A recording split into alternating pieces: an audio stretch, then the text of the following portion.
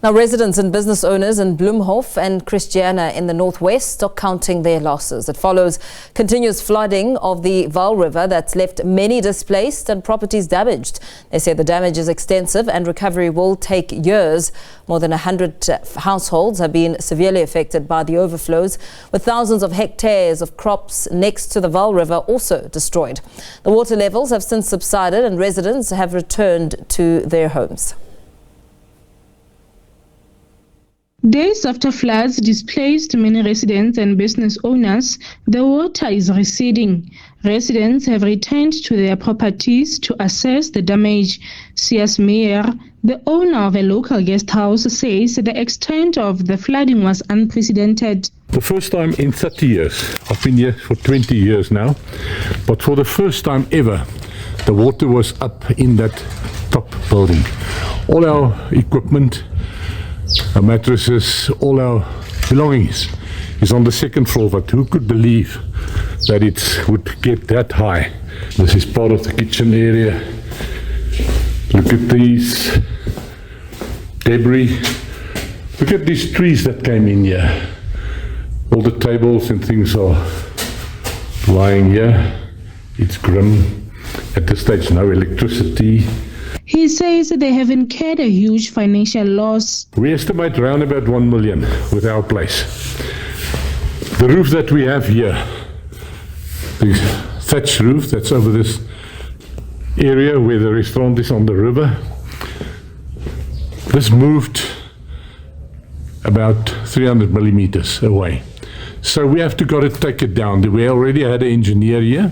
Businesses and residents face a mammoth task to recover from the flooding, as insurance companies are refusing to process claims caused by floods in areas prone to flooding. Deborah Pakeji, SABC News, Bloemhof. Now, to talk more about how the government will help flood victims in the Northwest, we're joined by Northwest Cooperative Governance, Human Settlements and Traditional Affairs MEC, Oageng Molapisi. A very good evening to you. Thank you so much for your time. I mean, the impact of the floods has been massive. In assessing the extent of damage to critical infrastructure, what are you facing?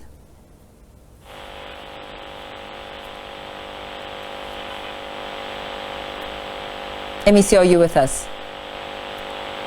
Yes, good evening, Paul. I'm with you, but I can't. You sound very far. I was just talking and making reference to the impact of the floods being so big in assessing the extent of damage to critical infrastructure. What are you facing as a province? No, it's true, Paul, and thanks for having us.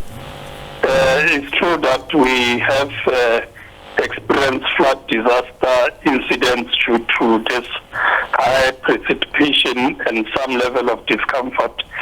And I must say that this experience started in December to date. And many of our districts, the 4 districts are affected, which is your Nakamudiri Mulema, your Bojanala, your Kenneth Kaunda, and your Sohumuti Mumpati.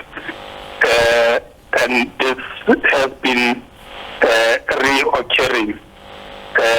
So far, it's unfortunate that we have a total of 6 fatalities which were confirmed.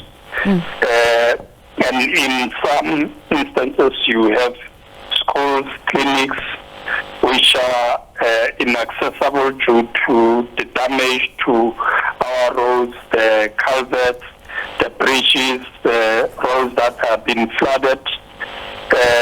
So through our disaster management center, which is coordinating all the sectors in the province, we have warned our communities to take care of or to be careful in terms of what we are experiencing, but also giving the advice as given by the South African Weather Services, which issued weather early warning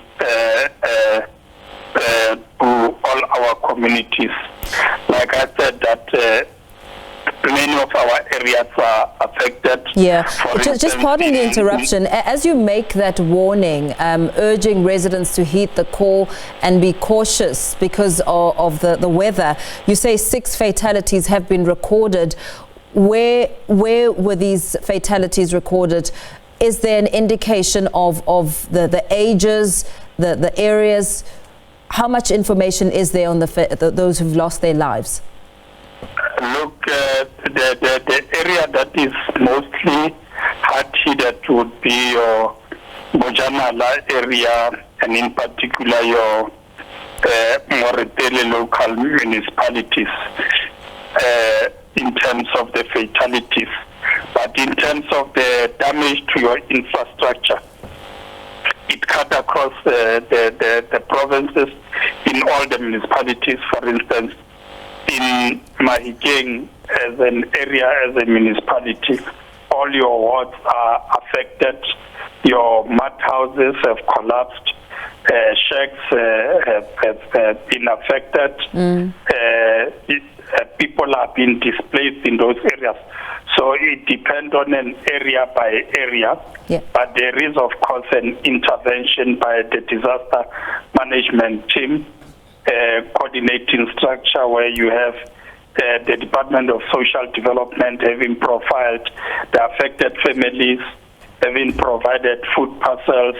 There is also an intervention from the district municipality by ensuring that the TLBs are dispatched to areas that have been affected. The Department of Human Settlement nationally is also helping in terms of assessing the damaged or the collapsed houses and ensuring that we, on an interim basis, provide this affected community with the temporary residential unit. Yeah, because the residents and community members have expressed their frustration with the slow response of government to bring relief. And we also understand the Ngakamudiri Mulema district municipality has dispatched a team to assist with draining flooded areas. However, the effort seems ineffective because of the drainage pipes under the road appearing to be higher than the level of the flooded areas. How are you going to resolve this? Look, like I'm saying, in other areas, depending on the area that is affected, firstly because of the continuous rainfall, we'll do an assessment. On your damaged roads, an assessment is being done, but there can't be an immediate intervention because of the continued rainfall. And very quickly before we let you go, how much are you looking at in terms of finances? Sorry? In terms of finances, how much is it all going to cost? Look, we have done an assessment. You would have, for instance, roads that are damaged. You would have bridges that are damaged. You would have houses that are damaged. In terms of the areas that we have identified so far, it's just over 50. Close to the 50 million. We have put aside 50 million, but it's not enough. Like I'm saying. The entire province is affected, but we also continue to advise the different provincial departments or sectors to reprioritize their areas to ensure that there is a prompt intervention or response to these areas that are affected. Like I'm saying that your social development continue to intervene by providing food parcels and other relief to these communities that are displaced. Very well. Thank you so much for speaking to us this evening and for that update. Northwest Cooperative Governance, Human Settlements and Traditional Affairs, MEC Oageng Molapisi. We do continue to bring you more news shortly after this.